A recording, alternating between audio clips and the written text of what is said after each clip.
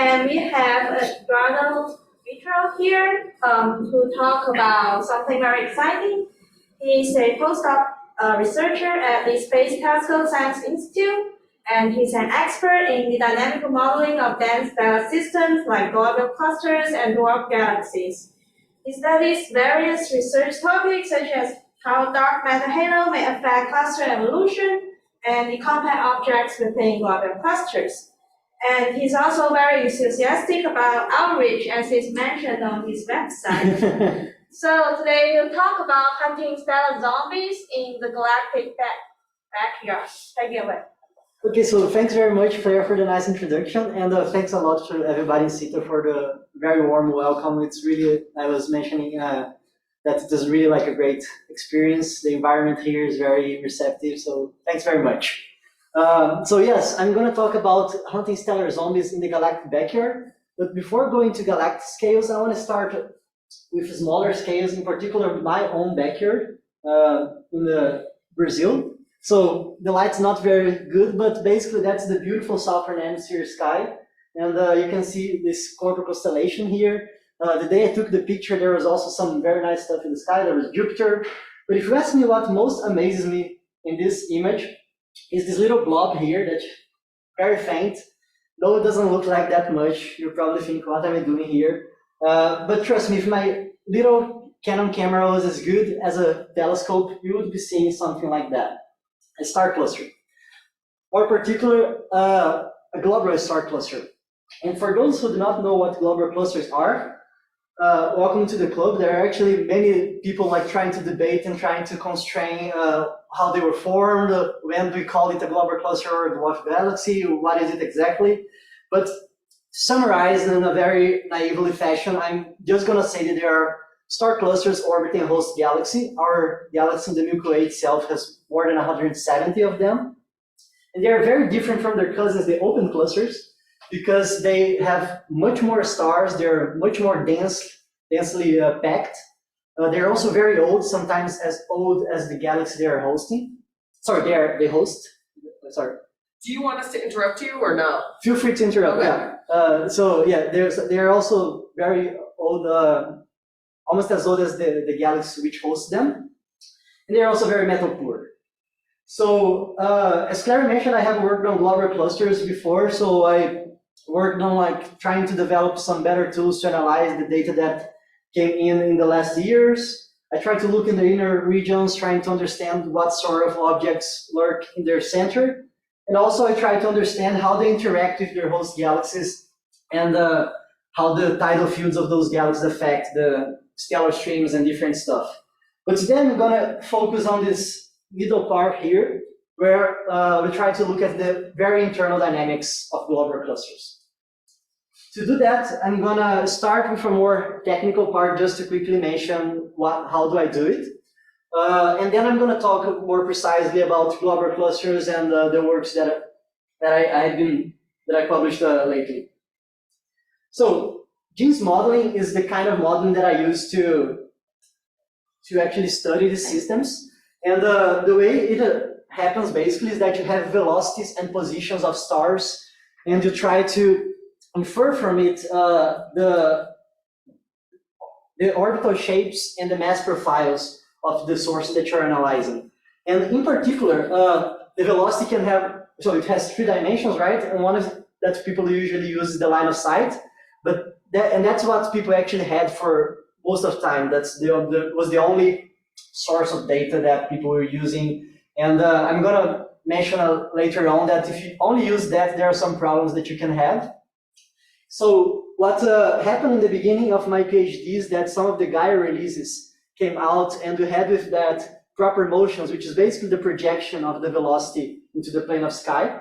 And with these extra dimensions, you're actually able to constrain much more the mass and orbital shapes of globular clusters or any kind of spherical system you have. So to do that, you basically solve this equation. You have to make some assumptions. You have to assume that everything is in dynamical equilibrium. So this equation is a sort of equilibrium equation. You have to assume spherical symmetry and no streaming motions, for which case the central regions of globular clusters are actually ideal testing grounds. So in this equation, you have the density profile. It can be like mass density, luminosity density, or number density. You have also the velocity dispersion in the radial direction, and that's what you're trying to fit from the data.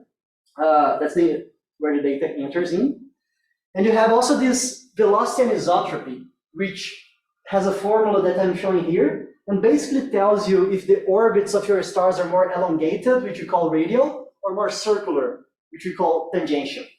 And finally, you have the big star of the Jeans equation, which is the mass profile. That's where you're going to input all the nice stuff that you want to look for. So if you want to look for different stellar populations, if you want to look for a central intermediate mass black hole, or different collections of stellar remnants, that's where you put it. And you can do it like by parameterizing different mass forms for each population, for each kind of thing you're looking for. So to do that, we basically integrate over the line of sight the velocity distribution function for the data that we have. And the nice thing about the code that I'm using is that it analyzes discrete data. So each star is taken into account individually. And that becomes very important when you're analyzing central regions of globular clusters. That is because if you do not take this contribution of each star into account, you probably would have to bin the data. And in the central regions, you have a very low amount of stars, and binning effects might be really affecting the results that you might get. So in this kind of thing, I really advocate for whether a Bayesian, like a discrete treatment, or something that really deals each star. So that's especially important if you're trying to look stuff orbiting around an influence radius, for example, of an intermediate mass black hole, this kind of stuff. Okay, I'm almost ready to start talking about my work, but I actually want to convince you more that globular clusters are amazing sources. And I'm going to mention some of the very interesting stuff that happens mostly in globular clusters. So one of those are mass irrigation, and that comes from the fact that if you have globular clusters with different amount of stars of sizes and masses, they will tend to interact with each other in this very dense environment and exchange energy. And this phenomenon of energy partition will basically move the more massive stars towards inner orbits and the lower mass stars towards outer orbits. So in the long term, you really have this sort of gradient of mass when you go towards the center of the globular cluster, which is an effect that you don't really see in some other less dense environments like usual like galaxies. Like you don't have that much amount of dynamical interactions to have an important amount of energy partition. So another reason why globular clusters are very nice is that people usually use them as testing grounds to look for intermediate mass black holes. So what are intermediate mass black holes? Well, imagine yourself going to your astronomy supermarket and you look for the black hole section, and you're going to be surprised there are just only two types of those. There are the stellar mass ones and the supermassive ones. While the ones on the left are basically going to masses up to 100 solar masses, the ones here are in the right are humongous and have masses of more than 1 million solar masses. So there's this huge gap in the center where you just don't find enough evidence as much as in the other two. There are candidates, but the level of certainty that we have about them is not nearly as much as in the other two cases. So finally, because globular clusters are so nice, I have to keep talking about them, and that's my favorite thing that happens in them, which is the phenomenon of core collapse. So in our Milky Way, if you look around your different globular clusters, you're going to notice that some of them are core collapsed and some are not.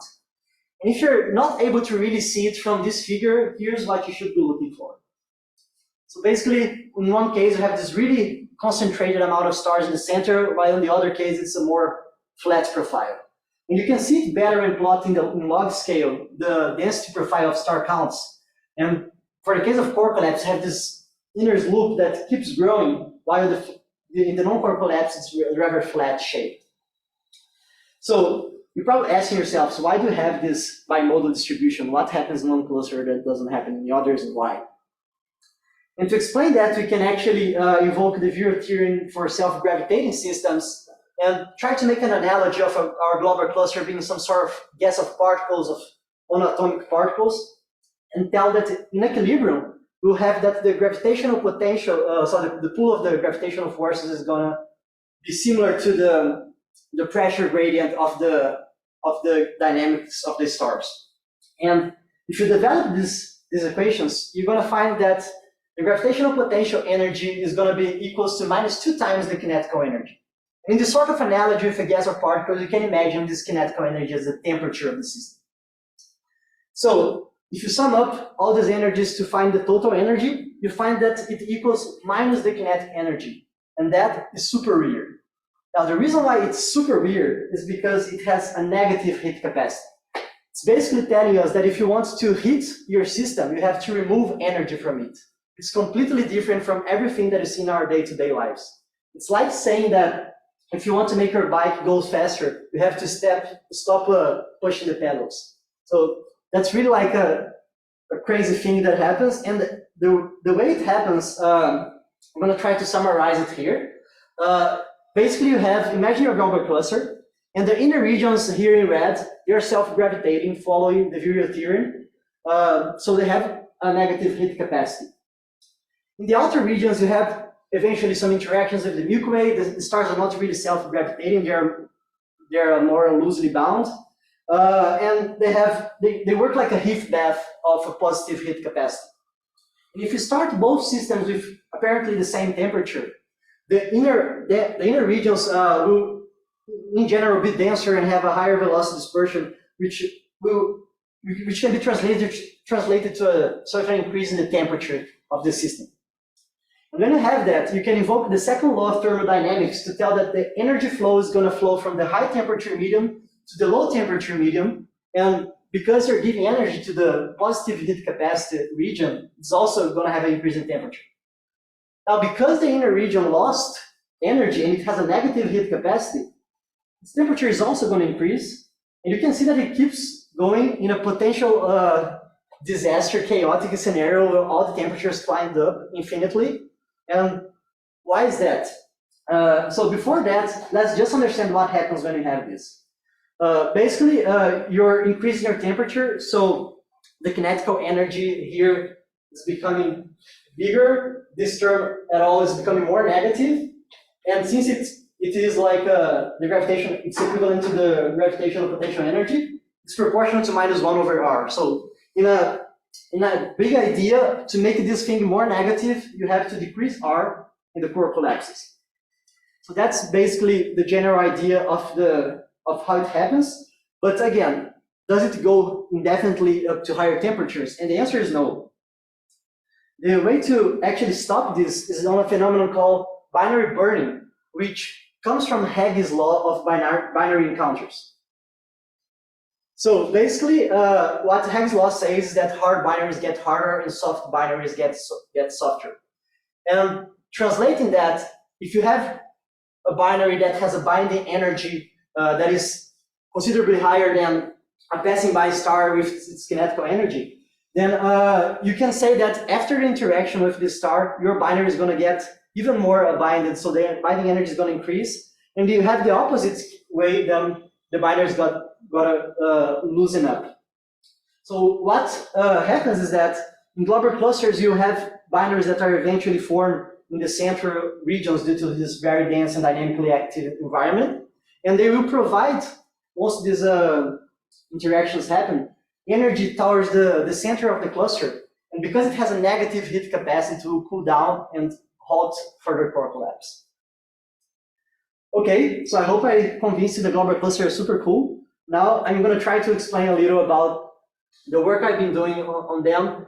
So it all started like in my PhD, where my supervisor and I had this code to model the different masses and shapes of globular clusters, and we wanted to look for intermediate mass black holes, this kind of things. So we had to select some clusters where we would have some nice data. And so happens that we had very nice data for the second closest globular cluster to our sun, called NGC 6397. And it would, in principle, be an interesting cluster to look for intermediate mass black holes, because there was this paper in 2016 that claimed that there was a central dark mass, which could be an intermediate mass black hole of about 600 solar masses.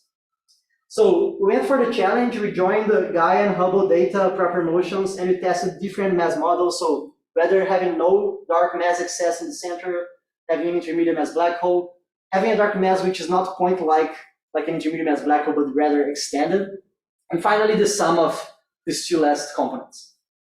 And one of the first results that we got, which was very encouraging, is that doing our MCMC routine and looking at the different posterior informations, we looked at the mass of this dark component that we estimated when assuming a model with an intermediate mass black hole happened to be very similar to the one that KMNL had estimated, namely about 600 solar masses.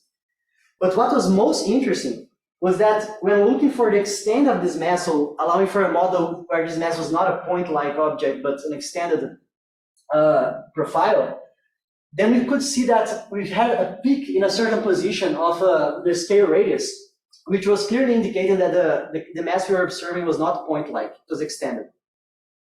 And this actually agreed with what we had for goodness of fits of the loss dispersion profile. So in this figure, what you're seeing is basically the data from Gaia and Hubble in blue, with the fits for different mass models as a white line. So this case here for a model with no dark component in the center, this here with an extended component, and here just an intermediate mass black hole. And you have the confidence regions in purple. So you can see that the models with an intermediate mass black hole or with no dark component do miss a little the central regions, while the ones with a central dark population which is extended do nail it down the goodness of fits. Okay, so you're probably asking yourselves, what is this dark population, right?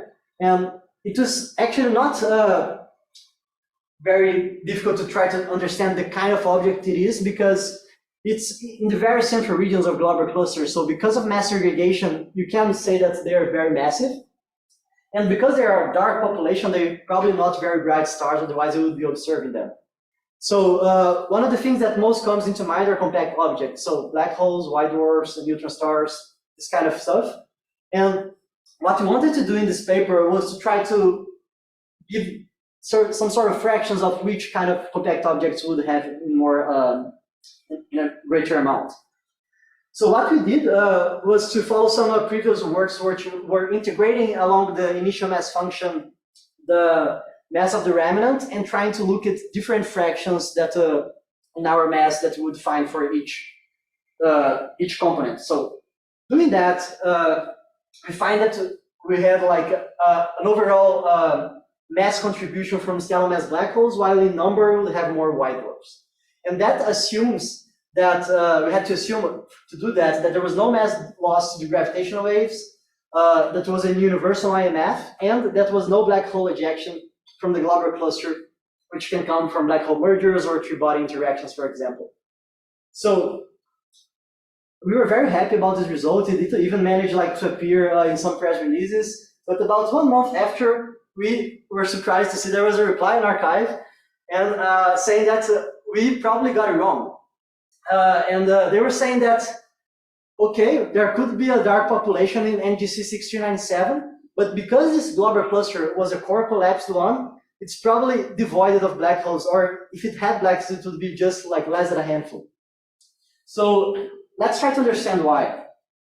Actually, the group was saying that one of our assumptions was very, very wrong, which was of no black hole ejections, especially in the case of a core collapsed globular cluster, which was the one that we were analyzing. So here's why. The idea actually comes from actually the idea is something that has been in the literature for a while, but it was really with the advance of understanding of black hole physics and Monte Carlo simulations that in the last years, so the group of Claire at the Cluster Monte Carlo group actually started to nail it down, the phenomena that affect this evolution of the cluster. So what they were proposing is that in a usual IMF, you have that early on your cluster will form some black holes, and because of mass segregation, they will fall into the center. And when they are in the center, they will eventually form binaries and black hole binaries that will also interact with passing by stars. And these binaries will harden up in the same way that the binary burning scenario occurs. So here's a black hole binary burning. And when that happens, you also release energy towards the center of your negative heat capacity system, which will cool down the cluster again and halt core collapse. So basically the idea is that if you have a cluster which has a rather flat luminous density profile, it probably had a handful amounts of or more than black holes that were actually providing energy to the core to avoid the core collapse. So to see that, you can, so one of the papers that best describes this is the one by Kramer et al. In 2020. So here's an example of two clusters, so a very dense one on the top and the less dense one on the bottom.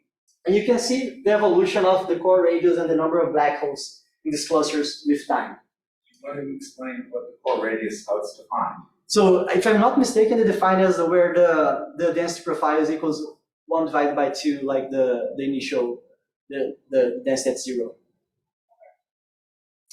So they both start about with the same number of black holes, but the thing that they were arguing is that clusters that are much more denser, they will have a much higher rate of dynamical interactions, and because of that, the black holes will end up getting ejected much faster as well. So basically, when you get to a very small amount of black holes in your cluster that are ejected, I want you to look what happens to the cluster, to the very dense cluster right there. So the core collapses. Basically, there are not enough energy provided by the black hole binaries to cool down the core. And in that moment, there are all the other components that start falling in. And then there you have like the other compact objects like white dwarfs and neutron stars, but as well as more massive stars. And that's basically the reason why they were saying that in our cluster there could not be a lot of black holes, because it is a core collapse cluster. So in this case, if you have a central dark population such as the one we measured, you would expect it to be mostly composed of white dwarfs. In the meanwhile, if you look at a dark population in a cluster that has a rather flat profile, then you can say that you could have some black holes, and that's some of the general understanding. So we said, okay, we learned something new, we got to kind of correct what we did, so we decided to join forces, because indeed, one of the things about Gene's modeling is that it tells you the mass you have and the shape of your mass, but it doesn't really tell you the astrophysics of it. So in order to try to understand it better, we joined forces with one of the members of the CMC team, so Kyle Kramer, who had actually written some of those models of saying that there were mostly white dwarfs. And we also joined forces with experts of Hubble data, Mattia Librelato and Andrea Bellini, who both constructed the HST catalog that we were using. So we basically joined Gaia data and recalibrated the Hubble data of a non-core collapse cluster, and again for 6397, a core collapse one, to try to perform this analysis with a little more robustness. And another thing that we actually improved in this paper was to apply some new statistical methods to compare between different scenarios. So we used mock data constructed with the Agama software from Eugene Vasilyev. And the idea was really to try to mimic, as you can see here, the distribution of the stars among different kind of telescopes and different kinds of uncertainties, but each kind of case accounted for a different mass model. So whether no central dark mass, whether intermediate mass black hole, whether dark extended population, or the sum of the two. And just from the comparison of these mock data sets and the fits on the data, you can already draw some conclusions. So here I'm showing in blue the results of the marginal distribution of our fields for some selected parameters for the mock data, and in red for the real data, Hubble and Gaia. So the red data is the same everywhere. If you see eventually some difference here is because of the scaling of the y-axis, but basically the red is the same everywhere, and the blue changes according to the assumption of your mock data. And you can already see that in some cases, for example, when you have no dark central mass, the marginal distributions that we estimated for the dark central mass on the mock data were completely different from what Hubble and Gaia were telling us. So you could say, okay, there is a dark central mass there. That's pretty statistically significant. Now, if you want to know if it is point-alike or not, Then you had to look for the mock data which had an intermediate mass black hole, so a point-like source. And in this case, the scale radius that we were fitting from the mock data was basically going down, way down to the limits of the priors that we were setting. While in the data, it clearly showed that it had a peak at a certain value. So again, it was showing for NGC 6397 that it was extended. And analyzing all the fits, the one that stand out statistically was the one with cluster of unresolved objects, the extended dark central mass. So yeah, and then we tried to do the same exercise for NGC 3201. So for concerning the dark mass, we also again found there was a very big disagreement for the model with no dark mass. But when looking for the shape of this dark mass, if it was extended or not, because the data was a little worse than for NGC 6397, you can see that we were not really able to really distinguish. All these three cases are statistically similar, even though we have a mild preference for the cluster of unresolved objects. And that's when we actually wanted to apply the simulations from Monte Carlo to try to pin down our results. So this is one of my favorite plots from that I've done so far, and I'm so sad that I did not come into the paper. And I'm going to be very honest with you. It's because I was really afraid of what I would find if I did it. Basically, what you're seeing is not a fit of the white line into the pink squares. Those are completely different strategies to find the mass of a cluster, departing from completely different assumptions. So in white, you're seeing the fits from Gaia and Hubble, the maximum likelihood fits and its respective confidence regions colored.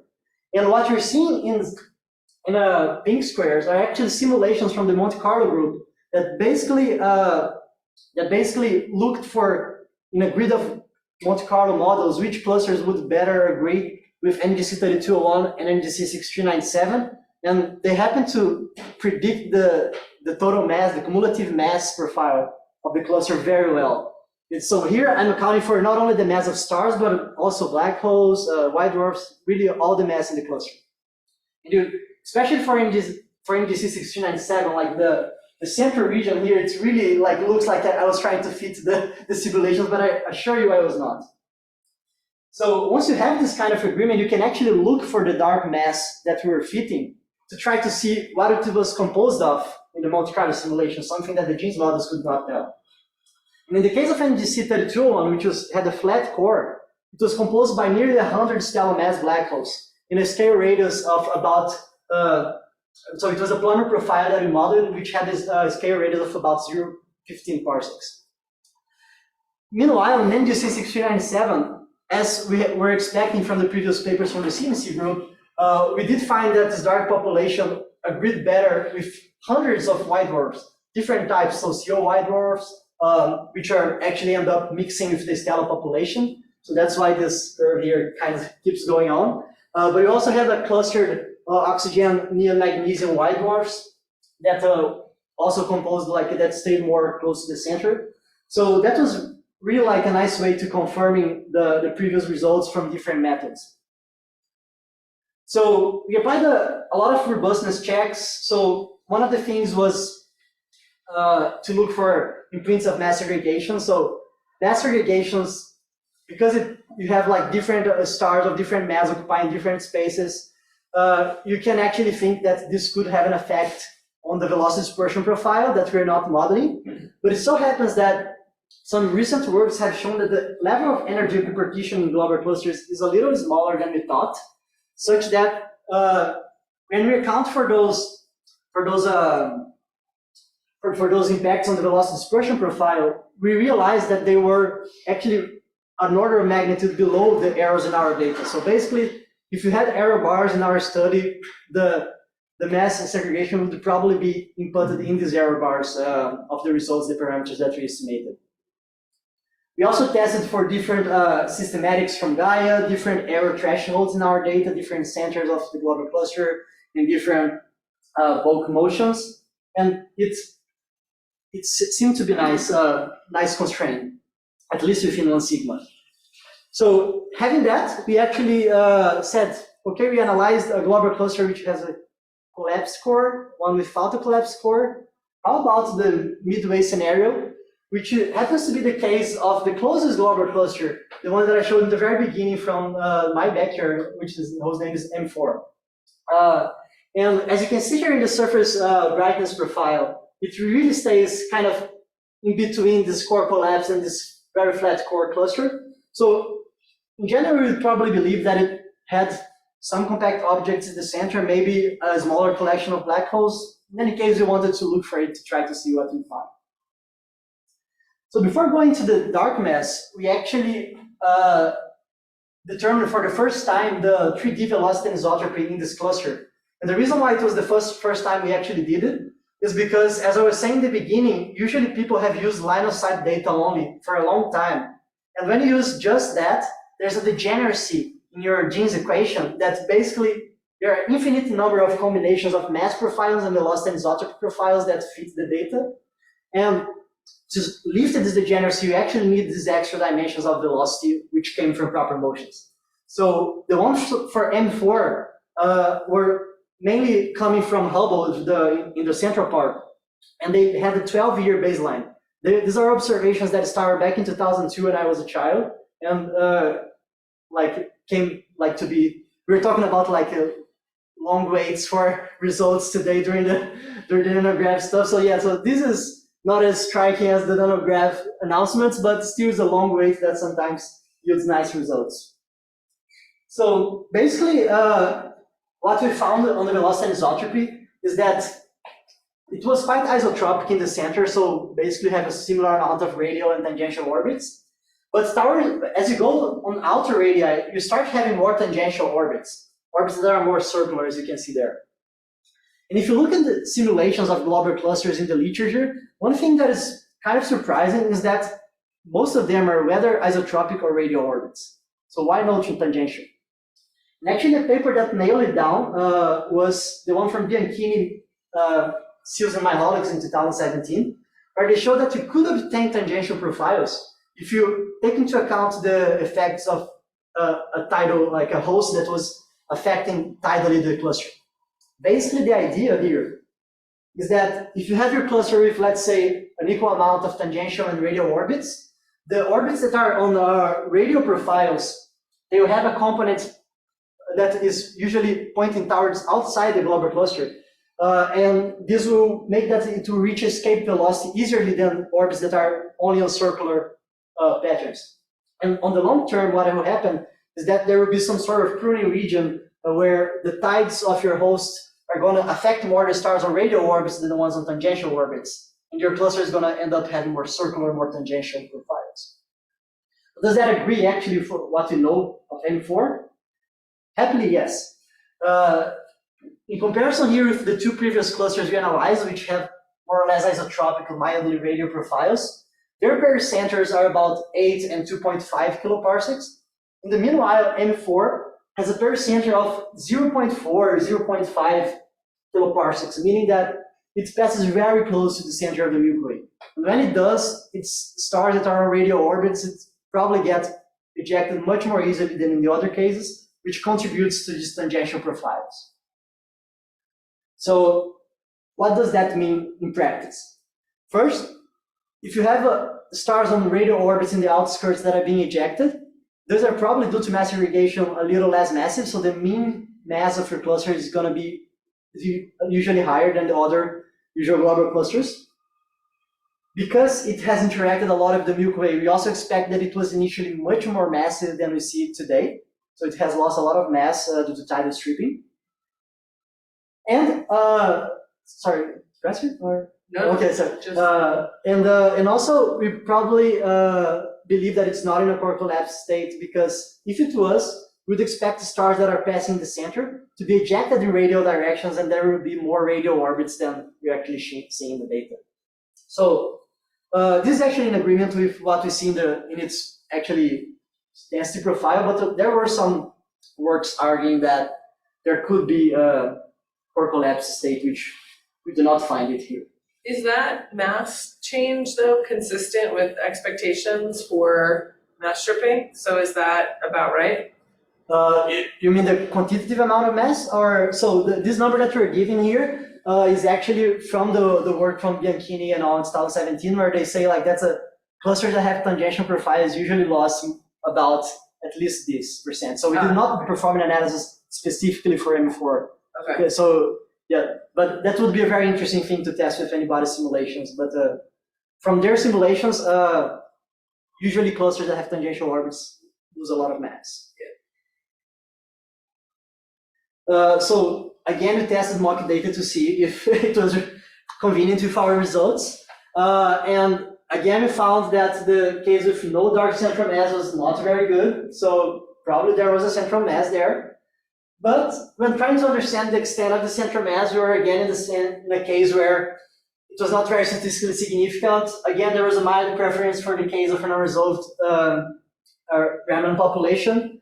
But even that was something that was pointing towards a radius super small that you might actually start questioning if it's reasonable to have such a lot of mass in a small space. The mass in particular was about 800 solar masses, just for information. So all of them had a real, especially like a not bad agreement. So we started asking ourselves, okay, if this mass is really too concentrated, could it eventually be an intermediate mass black hole? Those are very controversial objects, so we don't want to step over our toes. Like, what kind of other tests can we apply to understand it? So one thing that you might think about is that if you have a star passing close to an intermediate mass black hole, it might eventually exchange some energy and gain some kinetical energy to the point that it will become a high velocity star. So we try to plot the proper motion distribution of our data, our Hubble data, and color coded by the distance to the center. And we spotted a star that is about 1 arcsecond to the center, that it's more than 3 sigma away from the distribution. That's very statistically significant. Like, basically the probability of sorting a star in this kind of distribution that is in this position is of about 10 to the minus 4. So, and this star happened to have like a reasonable proper motion error. It was like less than half the local velocity dispersion. So no reasons to believe until now that it was like a bad measurement. And it also had an interesting effect in the map of velocity dispersion. So here is really a map on array DAC. The center is the center of the cluster. This solid circle is the scalar radius that we measured for the extended component. And the dotted radius is the influence region of the putative intermediate mass black hole. And you can see that when removing this star, this region here, which is kind of reporting some high velocity dispersion profiles, actually decreases. So it did have an impact. By removing it, our fit still yielded a dark mass of about 800 solar masses. It was still super compacted, but it was a little less compacted than when not having this star. So this star was interesting to look at, and you're probably asking yourselves, well, just one star, isn't that like a super low number of statistics? And to be honest, we tried to answer that with... Can we just go back? Because Sure. what I'm not understanding is, I mean, so you can, if you have a star with a small error and, that's adding a lot of weight to the dispersion, then it makes sense that if you take it out, it matters. But those are the same, those are different units. Okay, so the star in this relative, these two diagrams are showing with and without this star, right? Yeah, so it is moved map of the velocity dispersion. Yeah, right. But it's affecting that velocity dispersion Yeah. right in that central region, right? And so just like why is it asymmetric, and is that just because of the... Oh, you're asking why it's not like something like a spherical thing. That's like the data is not super well distributed naturally because of the observations themselves. In that case, what we do is to select priors for the stellar distribution to try to hold it to what we believe it would be from other measurements using different kind of data and this kind of stuff. Okay. Is that the question? Or? Yeah, I mean, I guess I just would have expected that's the relative proper motion on that relative to the local Jack dispersion. NRA, that's relative to local dispersion. Yeah. So then I'm just wondering why you're getting it. I just would have expected it in the different quadrant of that second map, and so I'm reading something wrong here. Oh yeah, so here is a proper motion space. Right. So in here is an array deck space. Okay. So like what is here is not here. Got it. Okay. So here Okay, it's a so velocity space, and here's a yeah, spatial yeah, space. yeah. Got it. Okay. Sorry, Okay. I should be Okay. more clear about that. Okay. But That's yeah, not so- sigma. Yeah, so that's not sigma. Okay. So this Okay. sigma is about the same here, but this is the color code, like, and they're not No. like similarly. No. But that's not. That's actually spatial, and this is. This is on a velocity this is space. just the. Yeah, this is just like the proper motion distribution in Yeah. 2D. Got it. Okay, so to test about the significance of this star, we generated 1,000 mock data sets having an intermediate mass black hole, such as the one we had supposedly fitted. And we tried to see for the kind of data that we had, like the kind of mock that I showed before, like if we would find many high velocity stars with velocities being higher than a few sigma, the velocity dispersion. And turns out that in 50% of those mock data sets, there was no high velocity star. And 33% of them had just one, such as we seem to have found. And 9 and 2% had 2 or 3 high velocity stars. So we were in the half as likely scenario, which is not too bad. But it clearly shows us that if you want to detect more of those, then we need more data, more observations. So another test that we did was like to see if the star was actually coming from the center, right? Because if it was coming from somewhere else, then okay, then it's not really the scenario where it could have been affected by a putative intermediate mass black hole. So we plotted the proper motion direction here. So this is spatial array deck, Yeah. and here's the proper motion direction in array deck, and it seems to have coming right from the center, with even considering different centers from the literature. Okay, that explains why. Yeah. So it was looking like as it's coming like with a less than 6 degrees alignment. If it did come from the center, it would have passed about 500 years ago in the center through a distance of about 10 to the minus 3 parsecs. This is not a definitive proof that it came from the center yet, because here we're just looking at a projected image. We don't have the information for the distance and the line of sight velocity of this star. What is Goldsberry 2010? What is that? Is the center, That's just a difference. Yeah, in this is a center that okay. proposed that the center of the cluster is here, and this is a work that I did that proposed that the center is here. And whichever case you pick, it seems to be coming from the center. Just in case like Goldsberry was here, then it might be a little biased. In any case, that is not a definitive proof that it's coming from the center, because if we don't have the distance and the line of sight direction, so it could actually be coming like from here, not from here. And this is the data that we just don't have, so we could not verify for this extra step. From the data that we had, it does seem to be coming from the center. And then we went to look more robustly into the Hubble data to look, okay, is this really believable? Is this the star like really well measured? And it seemed to have a bright companion, which made us a little worried. As you can see here, the star, which has a high velocity, is a little one, and this is the bright companion here. Sometimes saturates the star, sometimes it's not super well resolved. So this can affect the proper motion in a way that you have different, like a positional uncertainty that when you measure it, you won't have a very good proper motion. What's the scale on this plot? Oh, like the spatial scale? it's in the paper. Okay. I would say that. Those are. But I think that this thing would probably be a few arc seconds. Okay.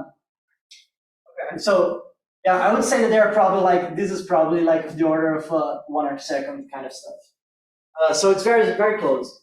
Can we just? I'm sorry, Sure, being yeah. annoying. Can we go back to your other diagrams? These ones. Yeah. Because this has like a lot of information in Yes. it.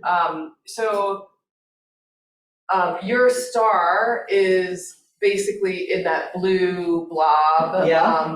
In the top. That's Yeah. the without. So And it's not in in that the bottom space one. and in It's- velocity is No, here. yeah, but it's not in the bottom one. It's in the top one, right? Yeah, it's in the top one. Yeah, exactly. And so where is it relative to the dashed line is the intermediate black hole. Influence region. So if there is an That's the edge of this, and the other line is the edge of this putative unresolved. Yeah, if it was like a collection of, let's say, black holes or white stellar dwarfs or mass something, ones. Okay. then you would expect that the scale radius of a relative Plummer distribution would be about that. So it's like right on the edge there. Okay. Yeah. And then your bright thing, that is the contaminant companion. It is very close, so it's around that region as well. Okay. And those are the only stars that you detect in Oh no, we have more stars. Those are the ones that have so those two. not those two, but the faint one is the one that have a very high velocity. That's there. this one. Yeah. Yeah. So the others, like, they might be somewhere here. I don't actually you don't check know. where they would be. But you have a few, so it's not the only one. So the high velocity star happens to be the second closest to the center. There is another one which is even closer but doesn't have such a high velocity, and it's still like you have some like about I would say like about a handful or 10 of stars inside this region here. So that's why codes that bin the data are very dangerous in this kind of situation. Yeah. So we do report uncertainties for that, and they should be taken into account. Yeah. But yeah, so the maximum likelihood fit does find this as the maximum likelihood position. Okay. Good. Okay, feel free to ask questions. It's nice to interact. So there was this problem. There was a bright companion could bias the proper motion measurements. So one of the tests that we did is to only look for the image where it was well resolved, like here, and the proper motion measurements still agreed with 1 sigma, which is reassuring. But what troubled us more was its position on the CMD, because as you can see here, when you combine different filters, its relative position to the CMD is not super clear, whether it's a main sequence star, whether it's a little close to the binary region where it can have some nest effects. Nesty effects, yeah, sorry, not nesting. And finally, in this combination of features, it was not even looking like it was a member of the CMD. So we definitely need to look more at this cluster, and in particular at this region, to be sure that this is a high velocity star and that is impacting a lot. It's certainly something that is tantalizing, and it's not a star that's necessarily a poor measurement, but we would definitely be happy to have more data. Okay, we looked about this possibility of intermediate mass black hole. It seems like it is still on the game, but how about the extended population? We did find a scale radius. Could it be that instead? And then we went to look for the Monte Carlo simulation agreements with our density profiles. And then it happens what I was afraid in the first 2 works, which is not a very good agreement in this case. So here I'm showing the simulations from Monte Carlo as white dots. So those are white dots from the 5 closest snapshots that agreed with the current structural shapes of M4.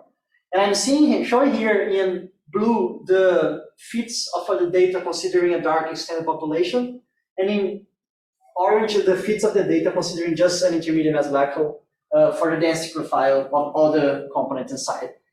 So first, it's not agreeing very well with the case where you have an extended population. Like, it's the kind of extended population that we're fitting in the data seems much more concentrated than what you can reproduce with simulations. And the one that agrees slightly is the one with an intermediate mass black hole. But again, the simulations themselves did not produce an intermediate mass black hole. So that makes us question whether the data needs to be improved or whether there are some tweaks that need to be done in the simulation. So in particular, one of the things that we can think about the simulations is that it could maybe better account for the trouble dynamical path of M4. So I mentioned that it interacted a lot with the Milky Way, and tidal effects are something that are super difficult to model. And eventually there could be some mass loss such that the matching that was made to the cluster today is not necessarily the cluster that it actually was formed. And finally, there could be also different conditions like binary fractions or initial mass functions that could eventually manage to build an intermediate mass black hole. And on the side of the data, also, we could have more epochs. So the good thing about proper motion is that if you keep observing epochs, you're just going to get better measurements. So we do hope, we do have some actually JWST observations that we're planning to reduce and try to look better in the central regions. So you're probably asking yourself, okay, is it actually likely to have a black hole M4, right? Can you form such a thing? And the formation itself is not of a big deal. So there is this paper from Gonzalez et al. In 2021, which was also from Monte Carlo simulations.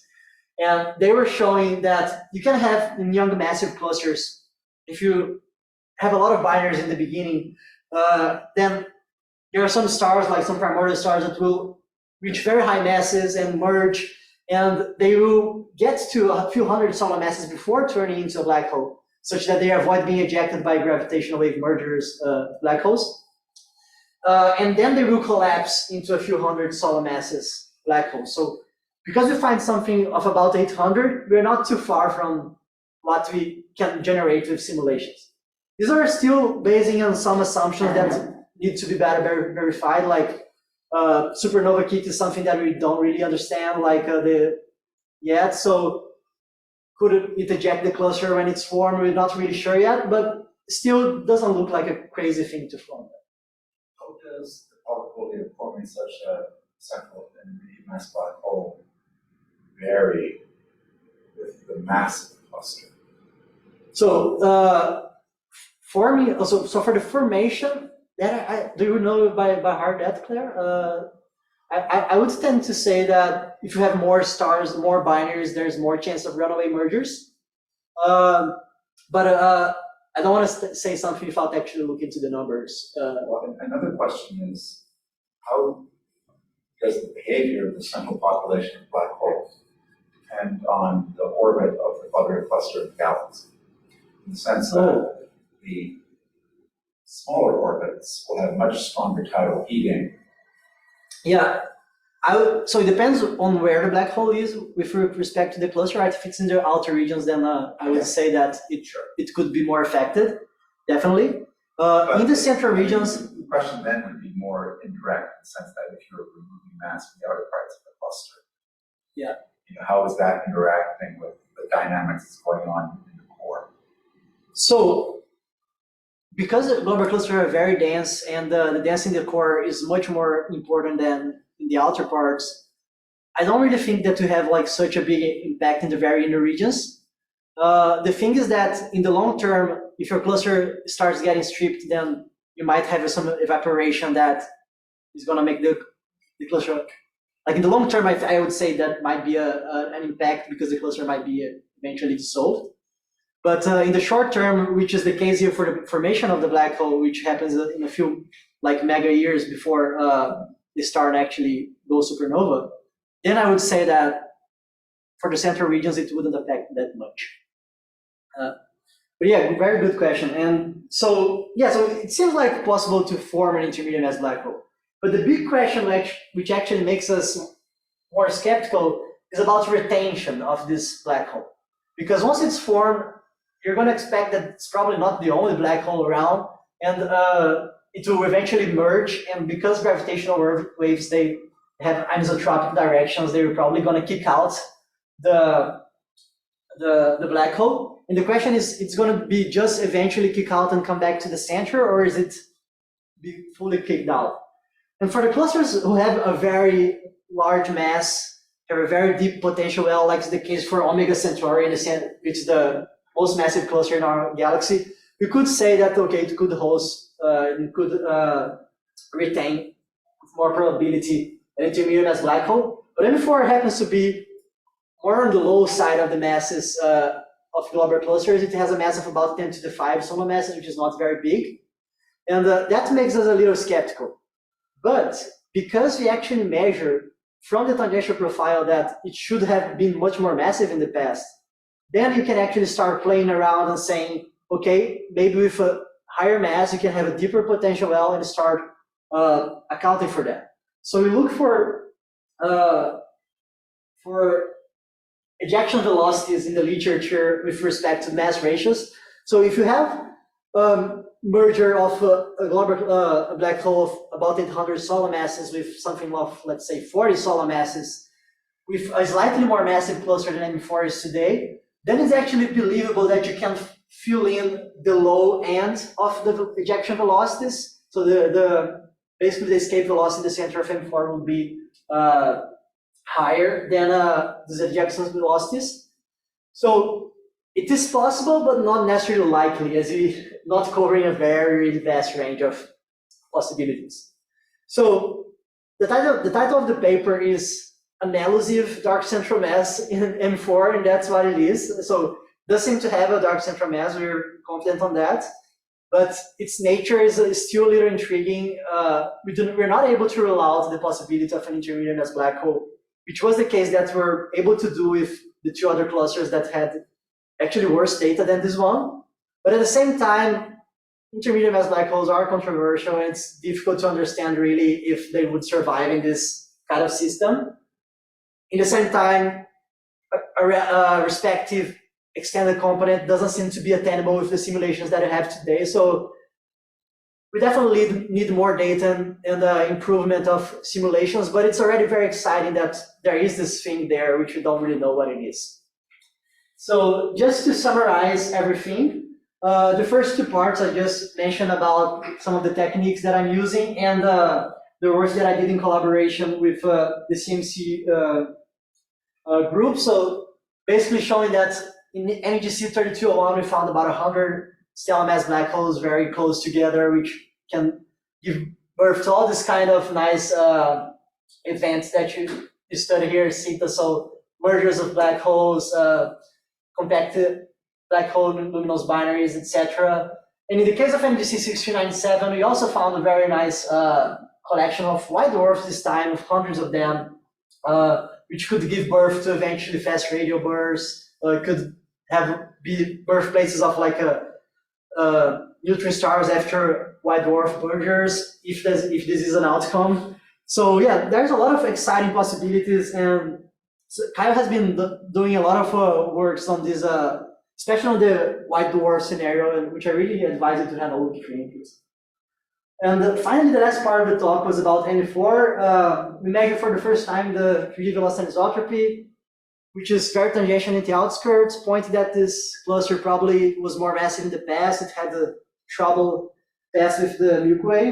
And we found a dark central mass of 800 solar masses that seems to be too concentrated from what we can explain from the simulations. This leaves open the possibility of an intermediate mass black hole, but we surely want to have more data to better explore the scenario. So that's it, and thanks you all for your attention. Hope I did not bore you too much.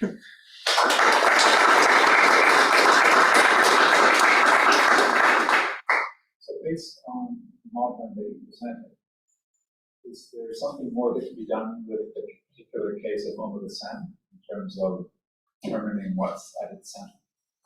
Yeah, we can actually apply the model that we have for Omega Centauri. One of the things that might be more difficult, if I'm not mistaken, Omega Centauri is rotating more than the clusters that we have analyzed. Right. And Jean's modeling is, I assume, no rotation. That hasn't stopped people from modeling it with Jean's modeling before, so it could be done, but it would have this caveat of like, we have to compare with some other stuff than the Jean's model. Let me rephrase the question. What's your opinion about how well understood the center of Omega Centauri is? I think that the current view of the center of Omega Centauri is that it could have an intermediate mass black hole, but it could also be a collection of black holes. And I don't think there's a real preference nowadays. Is there a strong case, in your opinion, for dark mass at the center? I would, from what we know from the simulations, I would, if I had to bet, let's say like today, I would bet on a collection of black holes. But I wouldn't like to discard the possibility of an intermediate mass black hole, or even a combination of the two, right? You can have an intermediate mass black hole and some other dark remnants as well. But there was this paper in 2019 by Zocchi and al, where it's more of a simulation paper. I don't think they really go through the data a lot, but they show that it could be explained by stellar mass black holes. So I think that, yeah, before, like if you asked that 10 years ago, people were, oh, that's just an intermediate mass black hole, forget everything about it. But I think nowadays, there's more discussion on this. People are more skeptical about like two scenarios and trying to understand it better. Yeah. So you showed that in the core collapse clusters, the black holes tend to get ejected, right? And so now I'm wondering, I guess, what fraction of the globular clusters in the galaxy, let's say, are core collapse versus not? 20%. And do those observations match with, I guess, on the simulation side, if these cluster Monte Carlo simulations are able to predict the whole population of black holes in all the clusters in the galaxy? Yeah, so that's a very good question. That's actually, I think, where the motivation of the black hole binary burning comes from. Because before that, like I feel like 20 years ago or something, people were actually just talking about binary burning and saying, okay, this will stop a core collapse. The thing is that if you just consider binary burning, you have still a problem in time scales that you would expect to have more core collapse clusters than you observe today. However, if you do include the black hole physics and the black hole binary burning, you're actually able to halt the core collapse, like to hold the clusters from undergoing core collapse sooner and attain something that is more reasonable than what you find today. The reason I'm interested, obviously, is this would predict rates of mergers from these dense, globular clusters. Yeah, for so I think it was Carl 2021. It was the CMC paper, right? It's a CNC paper. Yeah, so there is a 2021, I think, paper from Carl Rodriguez, where he says that like mostly of the gravitational wave measurements that we're observing actually could come from mergers in star clusters. So that's actually very interesting. Yeah. And I think that Maya had a paper recently with Giacomo as well, using the Monte Carlo simulations, where they were looking like for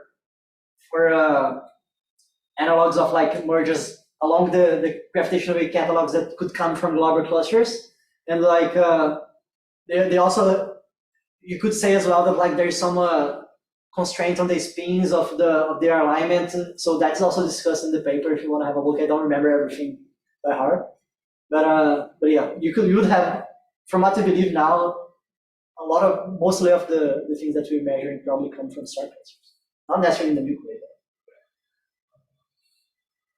Yeah. Oh, questions? Chris Madsen.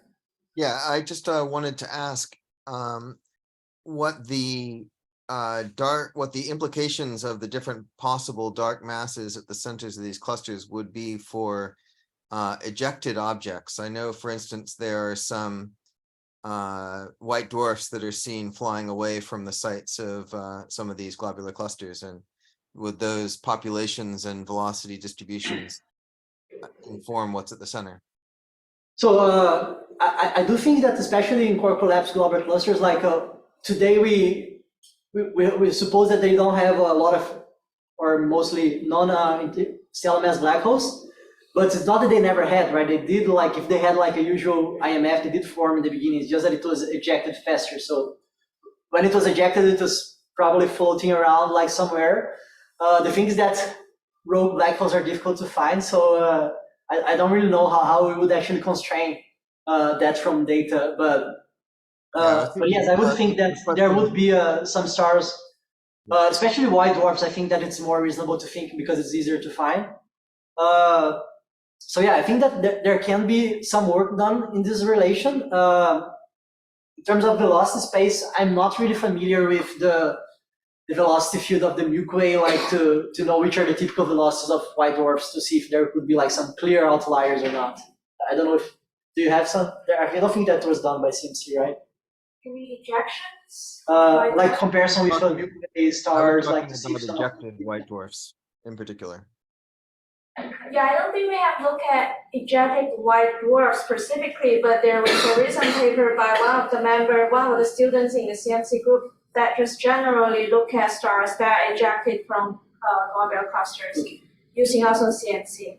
So if you check paper first name is Weatherford, they talk about the those are more for stellar streams, right?